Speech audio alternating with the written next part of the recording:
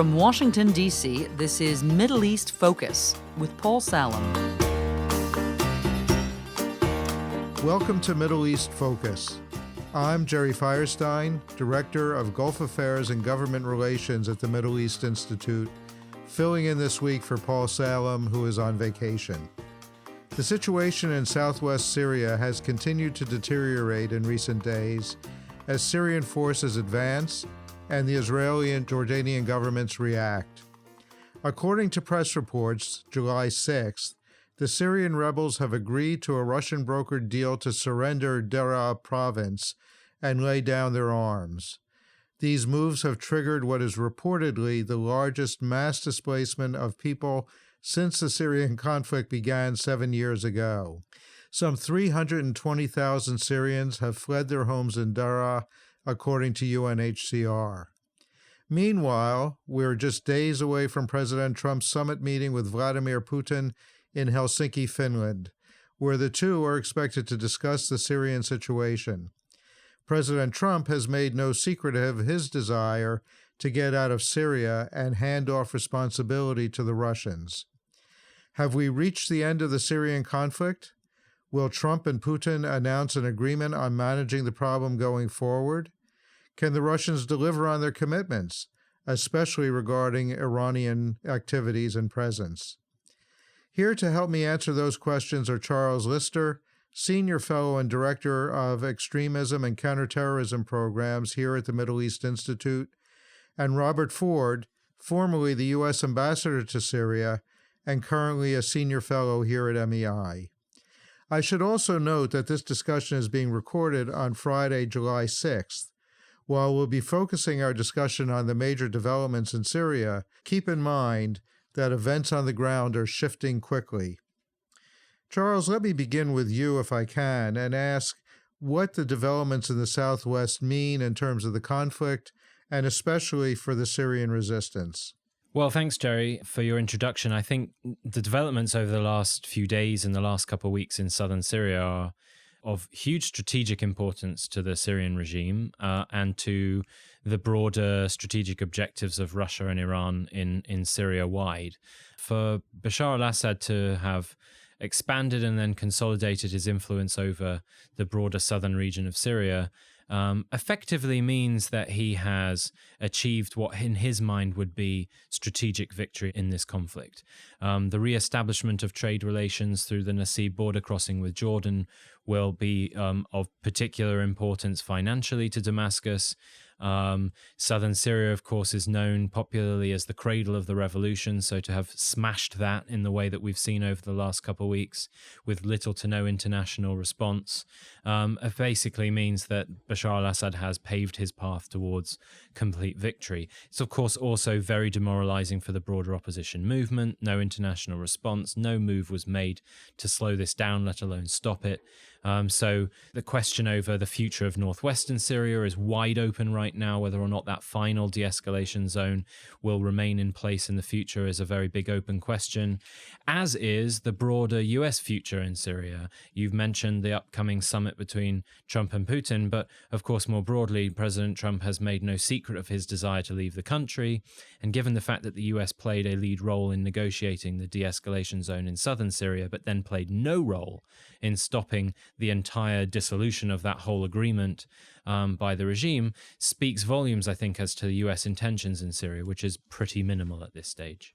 Can I ask, kind of as a follow-up, you mentioned the de-escalation zones, and that was considered to be a major initiative on the part of the U.S. as well as others to try to establish safe zones, if you will, in Syria. As you said, the Syrian government forces just went in and, with Russian support, smashed through what was considered to be the most important of those zones. Very little response from the U.S. What does that mean? Well, it means, I think, that the US has, and the Trump administration and the broader government system appears to have resigned itself to the fact that we have, in our own minds, very little leverage on the ground in Syria to influence events. And then in our own minds in Washington, D.C., very little real desire to try to influence them anyway. So we've resigned to ourselves to the conclusion that we're watching play out, which is the effective defeat of the opposition movement or its subjugation, and the triumph, one way or another, in the immediate term, of the Assad regime with its two international backers, Russia and Iran. And Iran, of course, is a particularly sensitive one when we look at the Southwest. And of course, when you look at US government's behavior over the last few weeks and the kind of confusing nature of it, that lends even more to the suggestion that either the US doesn't know what it's doing here, which I imagine is not the case, or there is significant internal differences within the government, so we have no clear policy, or our policy is basically to allow this to keep going. But the big glaring example of that was, of course, the State Department spokeswoman's statement that any violation of the de-escalation zone in the southwest of Syria would result in serious repercussions. That's a direct quote from the State Department a few weeks ago.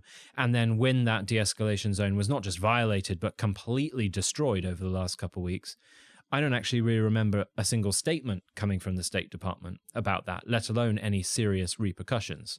So what signal does that send to Assad, to Russia and Iran? It sends a signal that, frankly, we don't care what you do in the rest of the country. We've resigned ourselves to the fact that you are going to continue to expand yourself back into your territory. And we certainly don't have a relationship of continued support or defense of the actors on the ground that we've been supporting over the last 5, 6, 7 years. Robert, let me turn to you then and follow up. Charles mentioned, of course, the upcoming summit. It's scheduled for July 16th in Helsinki. Everyone anticipates, of course, that Syria is going to be very high on the agenda. Do you think that there's going to be an agreement that's going to come out of that? And is it going to be more than, in the immortal phrase of Sarah Palin, more than putting lipstick on a pig? I didn't remember that quote from Sarah Palin, Jerry. We don't know exactly what's going to come out yet from the meeting between Presidents Trump and Putin.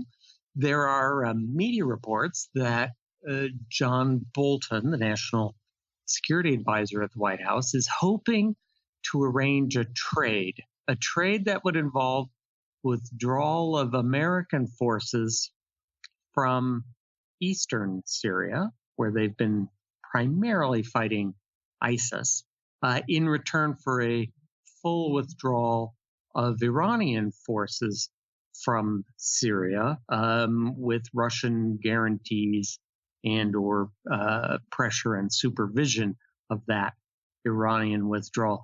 I find that kind of proposal unrealistic. I don't think the Russians can make the Iranians withdraw. It's notable to me that in response to efforts and pressure put on the Iranians to stay away from southwestern Syria in the recent fighting that Charles was just talking about, instead the Syrian government, President Assad's government, merely integrated more fully pro-Iranian militias into the Syrian army and into its command structure, and basically tried to hide them in plain sight.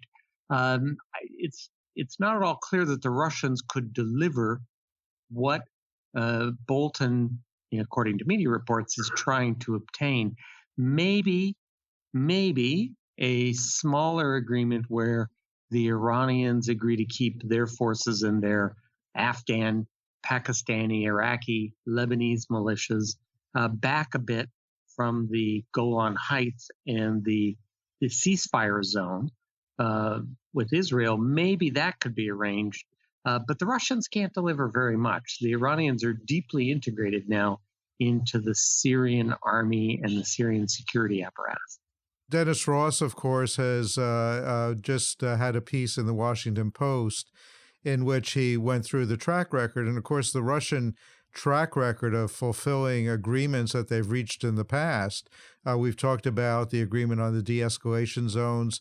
There are other examples of where the Russians signed commitments. You would remember yourself some of the agreements that were made with Secretary Kerry very early on in the conflict, where the Russians committed, for example, to the delivery of humanitarian relief that was never fulfilled, many other examples. So why at this juncture would we believe that the Russians, even if they were sincere in their desire to work with us, why do we think that they would actually fulfill any commitment or obligation that they would make? Here I would divide the Trump administration into some segments. I think there are elements in the United States government, certainly some State Department veterans who have experience with the Russians and the Syrians, and I think they understand perfectly well the lack of Russian credibility on promises that might be made at the Trump-Putin summit. On the other hand, the president himself was in Montana July 5th and again spoke very positively about President Putin, said he thinks they can get along, thinks Putin is, the word he used was, Putin is fine. President, I think, has not had such direct experience with Russian mendacity. And I guess this is something that he will have to see and learn for himself. Yeah, and of course, also to note that we had a delegation of fairly senior Republican senators in Moscow over the weekend who said that they were going to go off and deliver a strong message on Syria, among other issues, but seemed to have been rather soft in their actual discussions with the Russians. Not clear that anyone in Moscow would have come away from the discussions with a sense of U.S. steadfastness on these issues. I think, Jerry, above all, the Russians understand that President Trump does not want to make a long-term military commitment in Syria, that he is looking for an exit. And with that understanding, the Russians really need to make no concessions to the Americans. With that understanding, they need to exert no particular pressure on the Iranians in order to get the Americans to leave Syria. And the Russians do want the Americans to leave Syria. Well, let me go back to Charles and follow up on that for a second, because, you know, it's certainly true that Donald Trump has never made any effort to hide his desire not to get dragged into the Syria morass. And in that sense, he's no different from Barack Obama. But one thing that he did campaign on very vigorously, of course, was determination to eliminate the Islamic State. Now, we're in a situation where conceivably the president is going to agree to withdraw American troops from Syria, including presumably those troops that are still involved in whatever activity there is in confronting violent extremism. What does all of this mean in terms of the Islamic State, their ability to continue to operate, and most importantly, perhaps, their ability to present themselves as the one still standing opposition force to Bashar al-Assad and his ability to declare victory? Well, it's certainly a very significant danger. There's no doubt about that. ISIS's ability to present itself as a popular and representative opposition movement, I think, is probably pretty stretched at this point, though its ability to tap into tribal disenfranchisement, tribal frustrations, will definitely present it with an opportunity in places like Deraa in the eastern desert of Syria. It will also, of course, seek to try to play upon and exacerbate the existing tensions and hostilities between the sort of mainstream opposition backed by Turkey and the Kurdish-led, YPG-led Syrian Democratic Forces, who presumably the United States will be abandoning on the ground.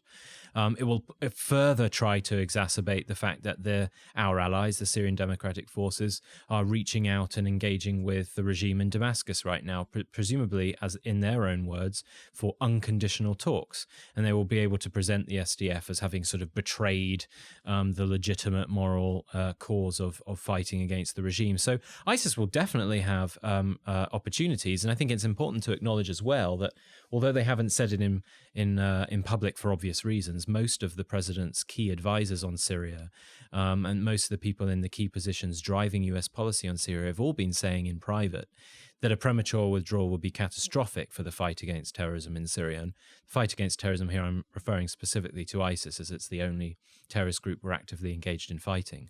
So undoubtedly, the military fight might be nearing its end right now, but ISIS is a long way from gone. There was a recent estimate just, I think, last week that suggested that 10,000 ISIS fighters might still be active across Iraq and Syria.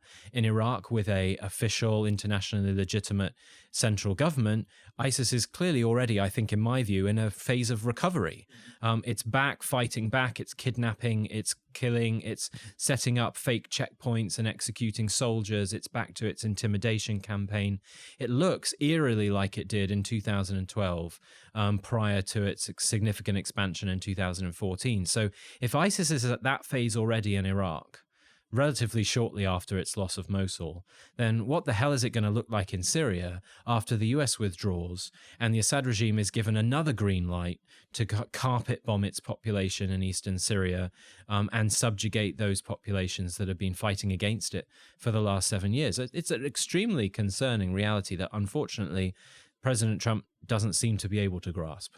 And we had that very odd comment by Sergei Lavrov a few days ago in which he insisted that the Iranians were only in Syria to fight against violent extremism. Right. Yeah. Well, I think we can all define violent extremism in our own respective ways. And then maybe Sergei Lavrov's comments might make sense in his own head, but not to our broader audience. Yeah. Robert, let me go back to you then and ask, Charles mentioned, of course, likely Turkish reaction to all of this. I think that probably these developments make Mr. Erdogan happy. But the other key neighbors, the Israelis and the Jordanians, obviously have a lot more to worry about today than they did.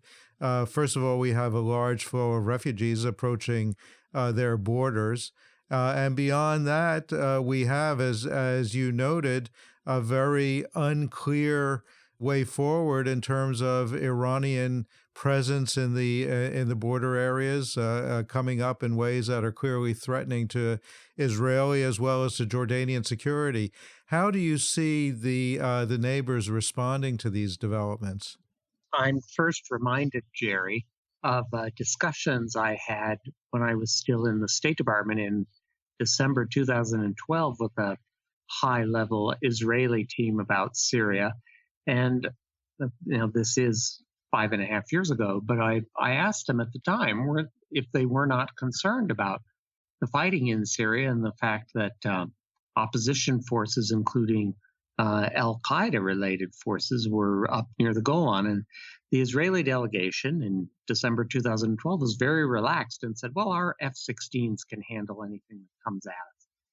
So fast forward 5.5 years, and it doesn't look so easy for simply the Israeli Air Force to manage the problem. The Israelis have been striking repeatedly at Iranian targets in the western half of Syria, and they even struck a convoy coming out of Iraq into Syria, all the way in eastern Syria, all the way up to the Iraqi border, which is a very great distance, more than 500 miles from Israel, and is not a place where the Israeli Air Force is normally active. But they even went that far.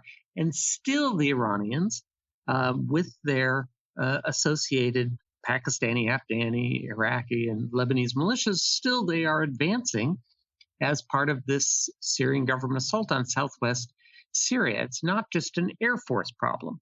But you'll notice that the Israelis are being very cautious about this. They're not threatening a ground invasion of southern Syria or southwestern Syria. I think for Israelis, for many Israelis, the memories of the 1982 to 1999-2000 Lebanon war are still fresh. And so they don't want a ground war in southern Syria in order to get the Iranians out.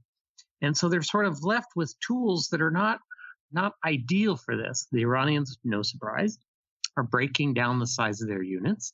into smaller units that are harder for the Israeli Air Force to locate and hit, integrating them more and more into the Syrian army.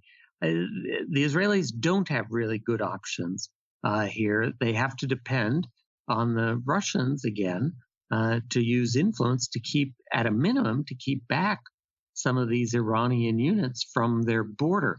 There's a separate problem, Jerry, and it's one maybe the F-16s in the Israeli Air Force will be able to do a little better with. I think the primary Israeli security concern is not that they will be attacked across the Golan by Lebanese militiamen from Hezbollah or by Pakistanis and Afghani militia fighters over the Golan Heights under the command of Iranian Revolutionary Guard Corps officers. It's rather that the Iranians could set up missile bases which could overwhelm the Israeli surface-to-air missile defenses, the Iron Dome defenses that protect Israeli cities.